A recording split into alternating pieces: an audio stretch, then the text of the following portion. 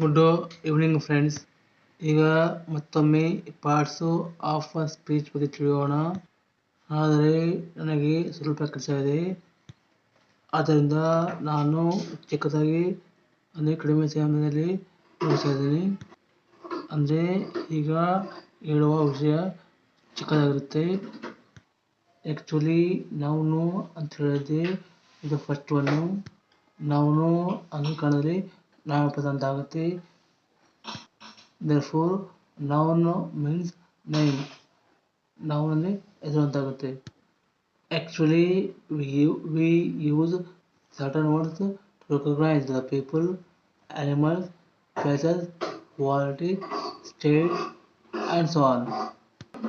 I mean, naming some people, naming some animals, naming some places, naming quality, naming states are commonly known as nouns. That's why they are nouns. ಅಂದರೆ ಕನ್ನಡದಲ್ಲಿ ಹೇಳ್ಬೇಕಾದ್ರೆ ನಾಮಪದ. ನಾಮ ಎಂದರೆ ಹೆಸರು ಅರ್ಥ ಆಗುತ್ತೆ. ಇದು ವ್ಯಕ್ತಿ ಸೂಚಕ, ಸ್ಥಳ ಸೂಚಕ, ಪಶು ಪಕ್ಷಿ ಸೂಚಕ ಮತ್ತು ಅವಸ್ಥೆ ಸೂಚಕ ಎನ್ನುವ ಶಬ್ದಗಳನ್ನ ಇಲ್ಲಿ ನಾವು ನಾಮಪದ ಮಾಡಬೇಕಾಗುತ್ತೆ. ಅನಿವಾರ್ಯ ಕಾರಣಗಳಿಂದ ಈಗ I can't provide examples. Definitely ಬನ್ನಿ yesterday I'm going to give examples. Please pardon me.